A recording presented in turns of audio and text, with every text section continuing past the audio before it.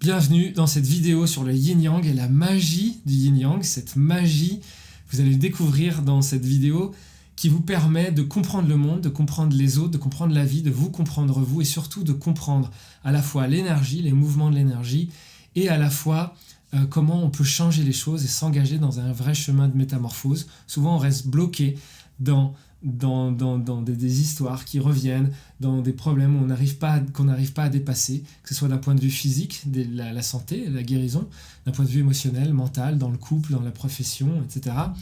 Et le yin-yang est vraiment une magie millénaire qui est toujours d'actualité et plus que jamais d'ailleurs, et que je vais vous partager avec joie ici.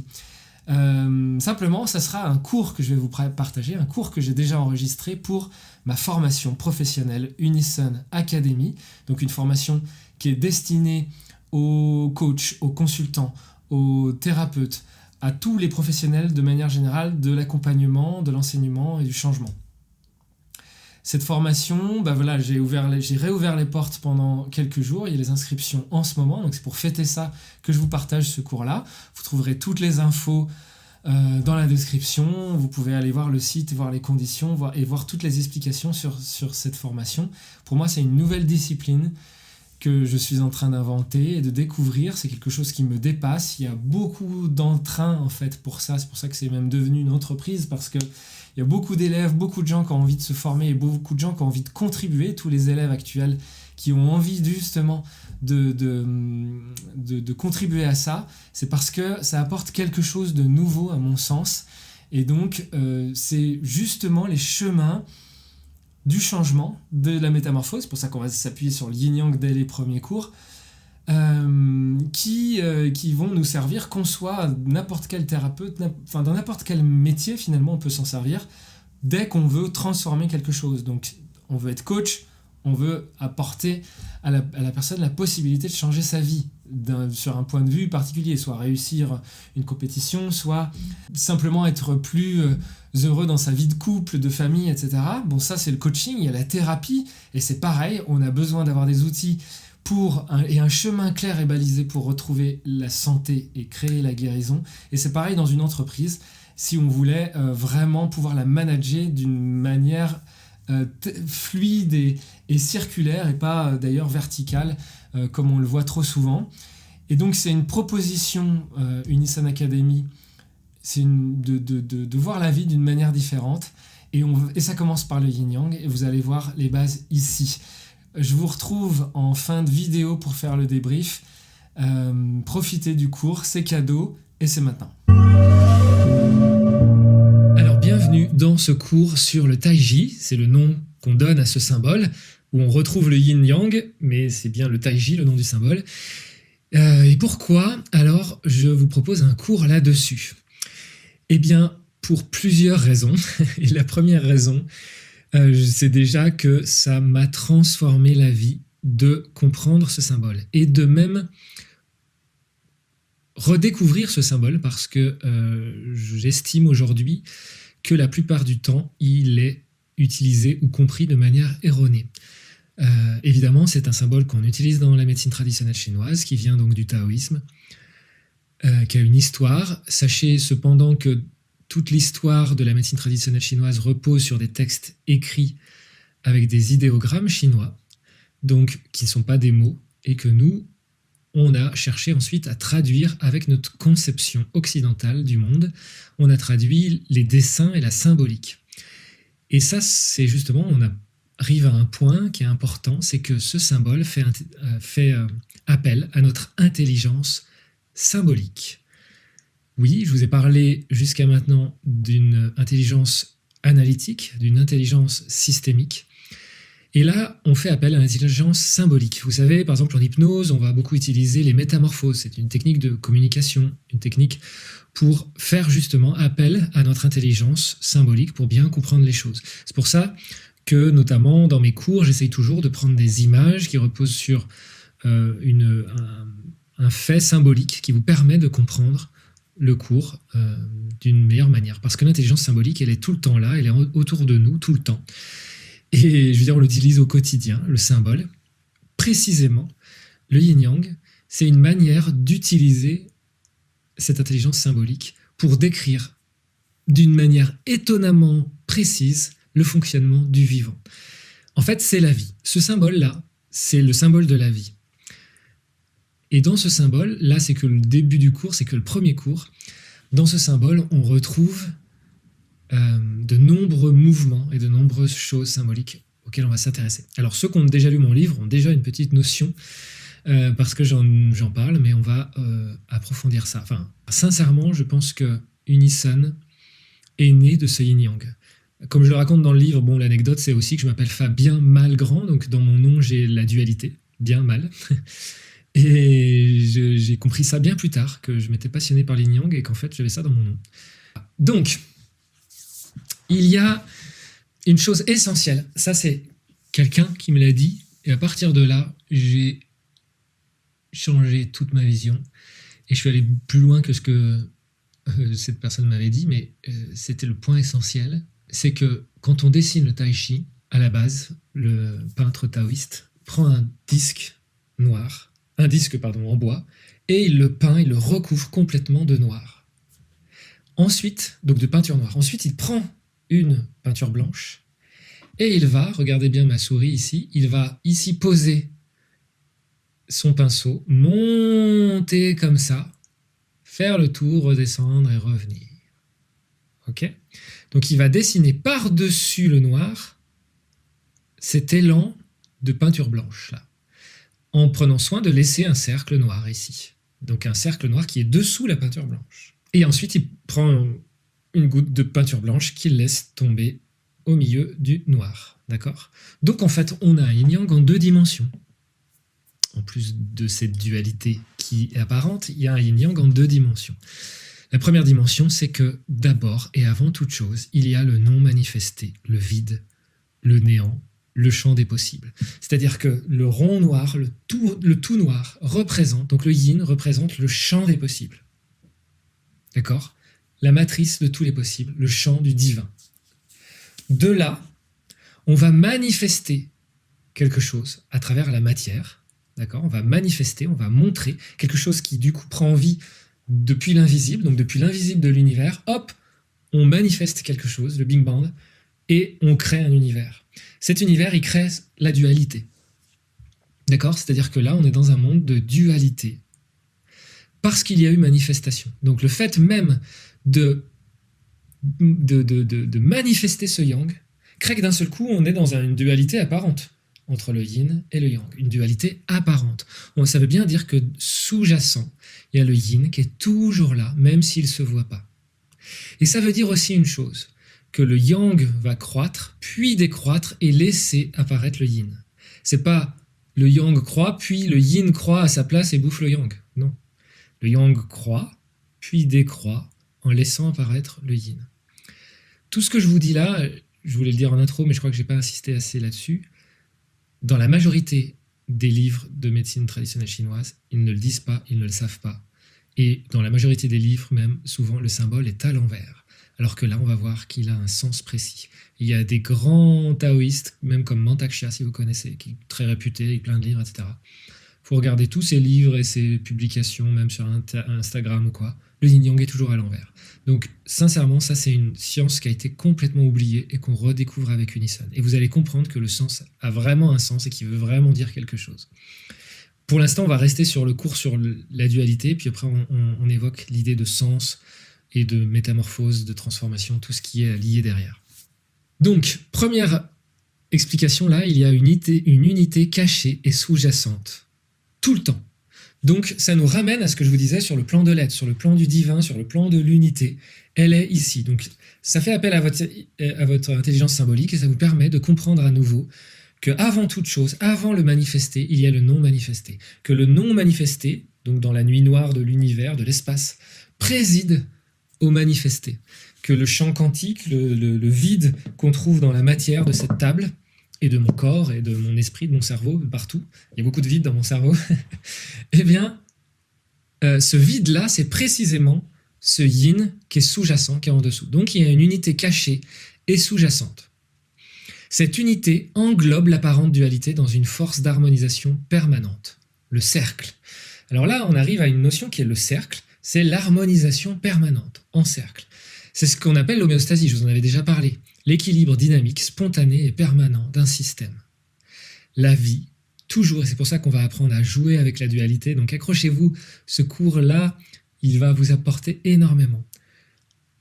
Toujours, quoi qu'il arrive, il y a équilibre du système.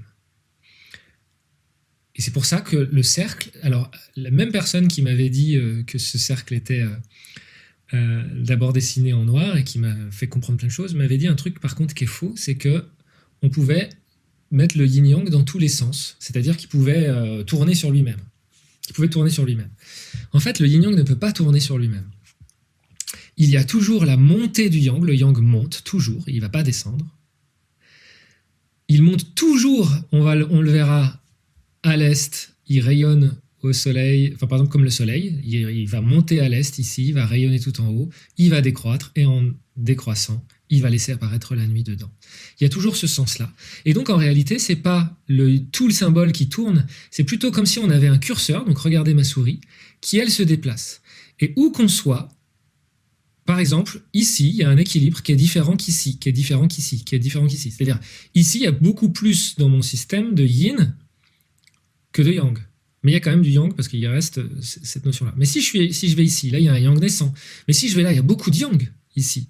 Et si je vais là, le yang, il décroît. Donc en fait, c'est pas le symbole qui tourne sur lui-même, c'est bien comme un curseur.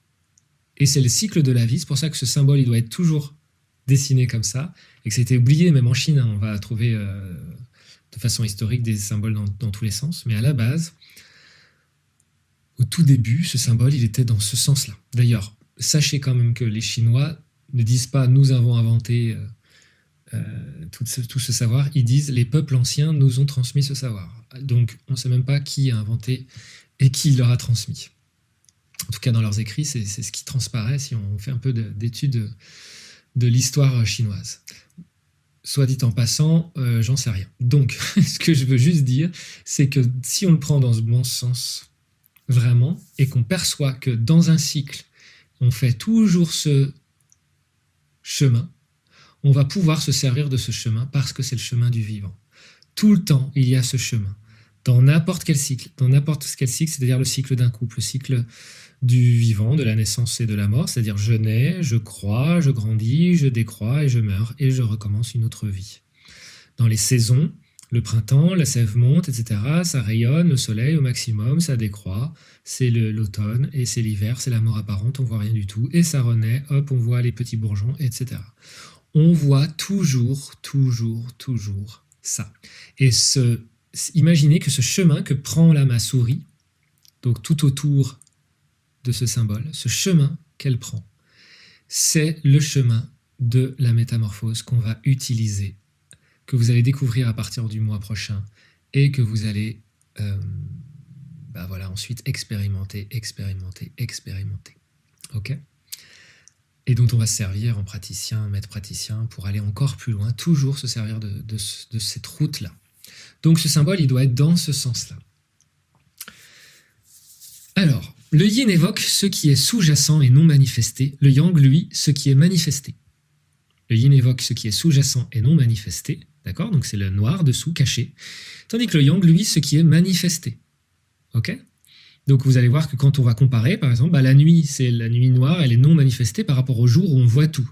La lune, elle est moins manifestée que le soleil. Elle ne fait que refléter la lumière du soleil qui, lui, prend toute la place, etc. Le froid est moins manifesté que la chaleur. Le froid, c'est plus rentré, la chaleur, ça va brûler, embraser, etc. Le repos est moins manifesté que l'activité. Donc il est non manifesté par rapport à l'activité qui est manifestée. Ne rien faire, c'est non manifesté. Agir et faire, c'est manifesté. Être vide, c'est le non manifesté, donc c'est le yin. Être plein, c'est le manifesté, donc c'est le yang.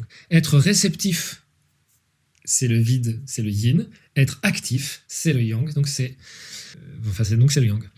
Ensuite, le féminin, donc pas la femme et l'homme, hein, je fais des petites précisions. Enfin, au sens biologique, oui, mais on va continuer là-dedans. Mais au sens biologique, oui, la femme et l'homme, parce que la femme, elle a un sexe non manifesté, et le masculin, l'homme, a un sexe manifesté. Donc, le principe féminin, c'est le principe du vide, du réceptif, du yin, tandis que le principe masculin, c'est le yang.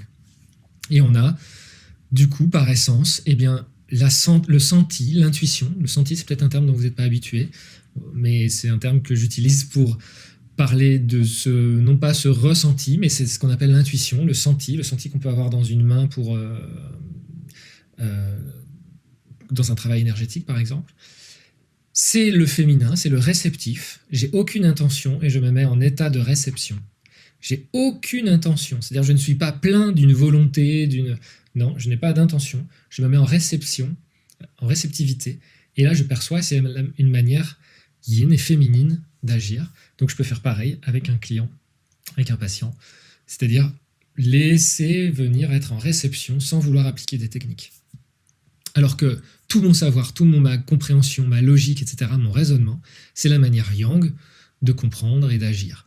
Donc vous voyez bien qu'il y a des techniques que vous découvrez qui sont yang, que vous apprenez, qui sont yang, qui sont agir sur l'autre, agir notamment quand on est un thérapeute et qu'on veut agir sur l'autre, c'est-à-dire soit par la chirurgie, soit par le massage, soit par l'ostéopathie, la kinésie, etc. C'est-à-dire que même si à l'intérieur de ça, on peut faire des nuances yin-yang, comme je l'ai encore pas évoqué, un principe du yin-yang, donc je vais l'évoquer juste après. C'est-à-dire que, non, je l'évoque tout de suite. Le yin-yang, c'est l'intelligence symbolique. Ça ne parle pas des choses. Ça parle de comparaison. Ça nous permet de comparer les choses les unes entre les autres. C'est l'analogie. Ça nous permet de faire de l'analogie. Si je compare deux hommes, je peux très bien dire qu'il y a un homme qui est yin et qu'il y a un homme qui est yang. L'homme qui est yang sera celui qui sera plus actif, plus expressif, plus extraverti, puisque plus manifesté, tandis que l'autre qui est plus introverti et qui manifeste moins son action, ses émotions, etc., sera plus yin. Ok ? Donc, le yin-yang, en fait, c'est de l'analogie. Ça vient nous parler de notre intelligence, enfin, utiliser notre intelligence symbolique et analogique. Donc, voilà, le raisonnement et la logique qu'on va utiliser, par exemple, dans une technique...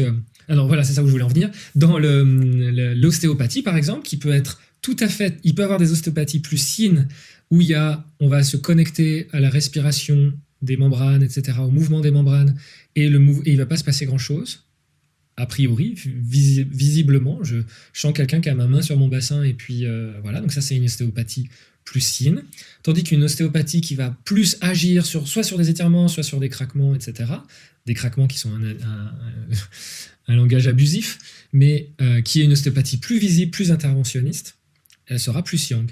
Et dans tous les cas, c'est l'équilibre qui compte. Parfois, il faut plus du yang, parfois, il faut plus du yin. On est dans la dualité. Dans tous les cas, il nous faut plus de yang si on était dans trop de yin et plus de yin si on était dans trop de yang. Donc, c'est à nous ensuite d'adapter notre accompagnement, qu'on soit ostéopathe ou thérapeute. On peut très bien être thérapeute en étant interventionniste, être coach d'une manière plus consultant. C'est-à-dire, il y a beaucoup de gens qui disent non, le coaching, c'est ne pas intervenir. C'est en fait, en gros, il faut être yin, yin, yin, yin, yin. Mais non, la dualité, c'est le yin et le yang. Des fois, dire les vérités à quelqu'un, le réveiller, être très interventionniste, c'est très bon pour lui et ça va lui permettre de changer, alors qu'on aurait pu passer 1000 ans à lui laisser avoir sa propre vérité, sans intervenir parce qu'on est yin. Bien sûr, ça peut être aussi l'inverse très vrai, c'est-à-dire qu'au contraire, au lieu de lui rentrer dedans, etc., le laisser cheminer, être beaucoup plus dans le coaching, ce qu'on appelle le coaching, c'est-à-dire plus dans l'accompagnement et non dans le consultant et l'intervention. Ok, ça pourra servir. Donc, en fait, encore une fois, on est là, ici dans Unison, on est toutes les médecines et on a, grâce à la dualité et du yin-yang et cette intelligence symbolique, on va pouvoir tout comprendre, voir que chacun a sa place. Qu'il y a des accompagnements qui sont plus yin, des accompagnements qui sont plus yang, des thérapies qui sont plus yin, des thérapies qui sont plus yang. Et qu'à l'intérieur de ça, par exemple comme l'ostéopathie, on va dire l'ostéopathie, il y a des ostéopathies plus fonctionnelles, plus structurelles, et plus yin, plus yang, etc.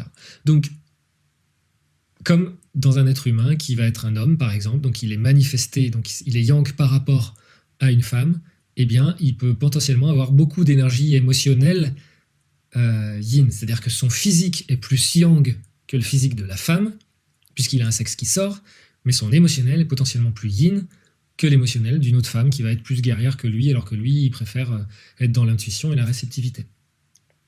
Donc personne n'a raison, parce qu'il y a vraiment ceux qui sont très yin défendent absolument le yin et il faut absolument être yin, et ceux qui sont très yang défendent absolument le yang et il faut absolument être yang. Personne n'a raison. C'est l'équilibre du système. Et il y aura toujours l'équilibre du système, c'est-à-dire qu'il y aura toujours des gens qui seront beaucoup dans la motivation, dans la volonté, dans l'action, dans la compétition, tout ce qu'on manifeste, tout ce qui est yang. Et il y aura toujours des gens qui seront très dans le yin, la coopération, la réceptivité, le non-interventionnisme, etc. Et donc ça sera le yin. Ok ?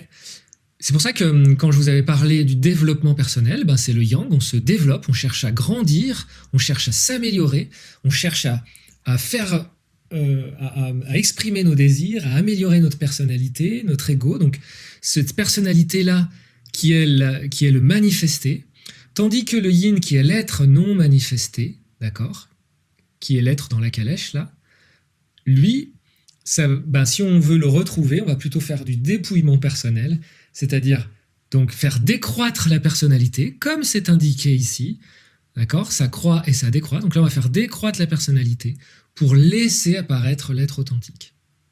Voilà. Donc, quels que soient les sujets, tout le temps, comme le système sympathique et parasympathique. Le système sympathique, c'est le système d'accélération physiologique, physique, c'est la pédale d'accélérateur. Et ensuite, il y a le système parasympathique, donc dans les systèmes nerveux, qui va ralentir, réparer, restructurer pour redonner de l'élan au système sympathique ensuite. Et si on utilise trop le système sympathique, on va être dans un déséquilibre, d'accord, par rapport au centre. On va être dans un excès de yang. Et si on est dans un excès de yang, qu'est-ce qui va se passer ? Le yang va finir par décroître et se transformer en yin. C'est pour ça que je dis que le yin-yang, enfin yin et yang sont... Alors, petite précision, normalement on ne dit pas yin et yang, parce que ils sont tellement... Enfin, il ne peut pas avoir le yin et le yang séparément. Il ne peut pas avoir le yin tout seul et le yang séparément. C'est forcément l'un et l'autre imbriqués. Donc yin et yang sont interdépendants, ils s'opposent et se limitent mutuellement. Quand l'un croît, l'autre décroît. À l'extrême, l'un comme l'autre se transforme en son contraire. Ils s'engendrent, c'est pour ça que par exemple on peut brûler de froid. D'accord ? Ils s'engendrent mutuellement dans un renouvellement permanent. Yin-yang s'alternent dans un cycle infini. Ok, ça nous permet de comprendre les règles de base du yin-yang. Si vous imprimez ce symbole dans votre esprit, vous comprendrez toujours tout, quoi qu'il arrive. Et on va petit à petit développer ça dans ce module, et vous allez voir à quel point il y a c'est le monde. Le monde fonctionne avec ce yin-yang, de cette manière-là. Ce symbole dit tout, c'est assez dingue, c'est un symbole vraiment magique. Malheureusement, il est devenu un objet de décoration, et dans les objets de décoration, on voit beaucoup des yin-yang qui sont à l'envers, qui décrivent donc la destruction, la désynchronisation du vivant, et c'est bien ce qui se passe. Ça montre bien que dans notre société où on se désynchronise du vivant et des lois du vivant, on se sert d'un symbole magique qui dit tout pour en faire un symbole de décoration extérieure, c'est-à-dire au lieu d'en faire une information intérieure, on en fait un symbole de décoration extérieure. Et du coup, on le met dans tous les sens, y compris à l'envers. C'est-à-dire à l'envers, non seulement on peut le tourner comme ça, mais on peut aussi le mettre en miroir. D'accord ? Donc le tourner comme ça, c'est moins pire que si on le met en miroir. Là, ça ne veut plus rien dire du tout. Et on le verra quand on parlera des saisons. C'est comme si on disait qu'après le printemps, il y a l'hiver. Ça marche pas. Le vivant, c'est pas comme ça. Ça, c'est la destruction, on rétropédale. Alors qu'après le printemps, non, au contraire, il y a l'été. Ok ? Encore une fois, on est dans un mois où on décrit tout ce qui va nous changer nos paradigmes, nous nettoyer l'esprit, nous faire devenir quelqu'un d'autre juste parce qu'on a un nouveau langage, des nouvelles perceptions, et qu'on se sert de ce nouveau langage et de ces nouvelles perceptions pour mettre du discernement et s'approcher de vraiment les chemins de métamorphose. Donc la façon d'être yang, être dans l'action, penser, créer, imaginer, faire des plans, avoir des désirs, réaliser des objectifs, travailler. Ok ? Même si penser, c'est moins manifesté que travailler ou créer ou agir, c'est donc plus yin que le yang de l'action. Néanmoins, être réceptif et ne plus penser, ça c'est encore plus yin, ok? Donc, vous voyez bien qu'il n'y a pas quelque chose qui est yang. Quand les gens ils disent l'homme est yang, le soleil c'est yang, ça veut rien dire, puisqu'on parle d'analogie entre des choses différentes.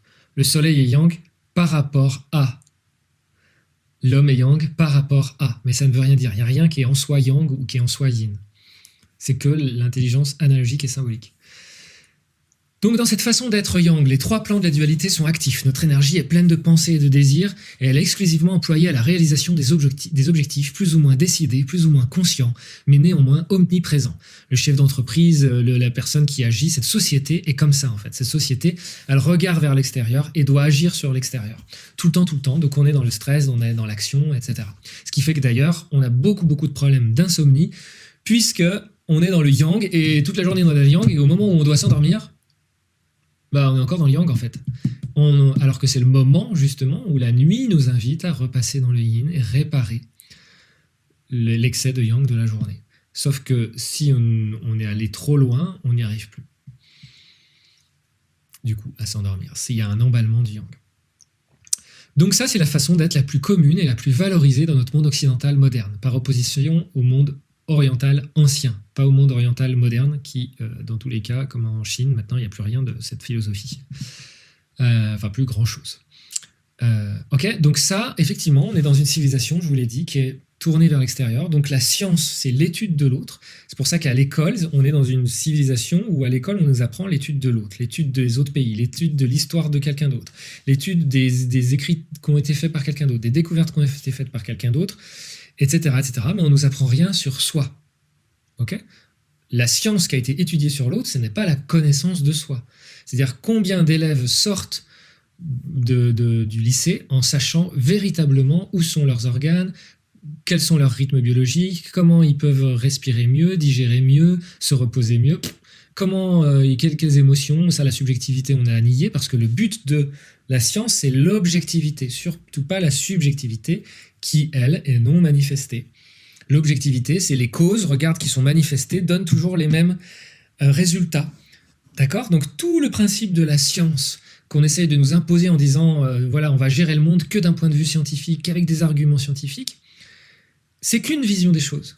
Elle est géniale, mais c'est qu'un aspect. C'est comme si on marchait sur une jambe et il faut aussi l'autre jambe pour pouvoir marcher et que ce monde tourne rond. Là, il tourne pas rond, il tourne bancal parce que le premier réflexe qu'on va dire, c'est t'es pas épidémiologique par exemple, donc tu devrais même te taire. Mais ça n'a rien à voir parce que l'épidémiologiste ou le virologue, il a étudié un truc extérieur à lui. Il a une vision analytique spécifique. Il est super fort là-dessus, mais il n'a pas la vision globale, systémique du yin et du yang, de la réceptivité, de ce qui se passe à l'intérieur, des mondes intérieurs. Et du coup, on agit sans aucune considération sur la transformation intérieure qui est générée, par exemple, avec ces confinements, etc. Et nous, ce qu'on veut, c'est rétablir l'équilibre et se servir de notre intuition, de notre réceptivité, de notre ressenti, et pouvoir agir avec les deux. S'il faut agir en étant yang, on agit en étant yang. S'il faut agir depuis le yin, c'est-à-dire parce que le agir, ça sous-entendrait manifester quelque chose, mais en tout cas, depuis justement le yin et la réceptivité, alors on pourrait le faire aussi. Donc la façon d'être yin, c'est être passif, réceptif, laisser germer, laisser mûrir, sentir, ressentir, être dans le corps, dans les sensations. Les trois plans de la dualité sont réceptifs. Ici, ils ne sont pas actifs. Le physique va être réceptif, l'émotionnel va être réceptif, et le mental va être réceptif. Notre énergie est vide de pensée et désir, et réceptive de toute sensation, émotion, intuition, image mentale susceptible d'émerger à notre conscience. Les personnes qui sont intuitives, qui sont dans le ressenti, dans les soins énergétiques, vraiment intuitifs, vont trouver, sont justement dans ce yin. Et elles vont trouver, en se formant ici, une compréhension de tout, comment ça s'articule avec le yang et pouvoir utiliser le yang. Et toutes celles qui sont très yang, très dans la compréhension, dans apprendre, dans utiliser des techniques que j'ai appris, dans vouloir en faire un métier, etc., vous allez aussi trouver comment vous connecter à votre intuition, comment vous remettre dans le flow pour justement interagir d'une manière équilibrée, saine, et puis surtout déjà au quotidien, et puis surtout, ensuite, que le yin vous inspire, parce que le yin, c'est tout, c'est le champ des possibles. Donc le yin va présider, va vous donner plus, finalement, de connaissances que celles que vous pouvez ingurgiter en apprenant, en étudiant avec la science. Le yin, c'est le tout. La science, c'est l'analyse de plein de petits bouts de tout, mais vous ne pouvez pas toutes les connaître. Bien sûr, c'est complémentaire, on a besoin des deux. Donc c'est la façon d'être la plus commune et la plus valorisée dans le monde oriental ancien. Ça dépend de quelle époque on parle, en fait. Bon, peu importe, vous n'arrêtez pas trop à ça. Ensuite, donc on a en balance deux manières d'agir et d'œuvrer. La manière yang, c'est j'apprends quelque chose le mieux possible et je le fais à la lettre. Donc je me sers de mon mental, j'apprends, je suis très branché sur l'extérieur. La façon féminine, plus yin, c'est je fais le vide de ce que je sais et je suis réceptif aux besoins profonds et secrets de l'instant, de la personne, du corps, etc. Donc il y a une balance tout le temps. Je vous apprends des choses, mais ça doit aussi vous faire mûrir, vous mettre en réceptivité. C'est ce que j'ai fait dans la séance où je vous propose de vous préparer à être réceptif et à respirer le cours. Pour que vous ne soyez pas avec un mental fermé qui est plein de volonté, parce que s'il est plein de volonté, il n'est pas vide de réceptivité. D'accord ? Il faut aussi que vous puissiez vous mettre en réceptivité de ces cours-là, que vous puissiez de temps en temps écouter cette séance pour suivre ces cours d'une manière à ce que tout devient hyper fluide. Et vous avez besoin d'écouter juste une fois. Alors que si vous écoutez en faisant autre chose, en étant actif, potentiellement, vous perdez l'information, vous ne la captez pas autant. Ok ? Donc c'est à vous de voir aussi ce qui vous convient le mieux selon votre personnalité, le moment de la journée, etc., etc. Mais quand même, pensez à rétablir cet équilibre et d'aller dans le féminin, parce que c'est vraiment dans une société où on est une civilisation très très yang. Évidemment, l'effort le plus important à faire, c'est pas vraiment un effort, puisque du coup, vous avez remarqué que c'est plutôt ne rien faire qu'un effort, mais savoir rien faire, c'est s'entraîner à le faire. Donc ça peut représenter un effort, genre de s'asseoir pour ne rien faire et rentrer en réceptivité et rentrer dans le yin. Et ça, c'est pas ce qu'on a l'habitude de faire, donc forcément, j'insisterai toujours un petit peu plus sur le yin. Ok ? Voilà, si vous avez des questions sur cette partie-là du tai chi, posez-les dans l'onglet questions. Néanmoins, je continue à faire plein de petites vidéos sur approfondir cette compréhension du tai chi et peut-être que ça répondra à vos questions. Voilà, j'espère que cette vidéo vous a plu. Si c'est le cas d'ailleurs, peut-être que vous pouvez me le faire savoir par un commentaire, par un partage ou par un petit like. Et j'en partagerai peut-être des choses ici. Vous savez que ma chaîne Fabien Malgrand est riche de beaucoup de choses avec des méditations, etc. Simplement, si vous voulez en savoir plus du coup sur cette formation, eh bien, n'hésitez pas à regarder l'adresse unison.academy. Il y a toutes les infos dessus. Vous retrouverez ça en description. Et donc, je vous dis à bientôt pour de nouvelles aventures intérieures.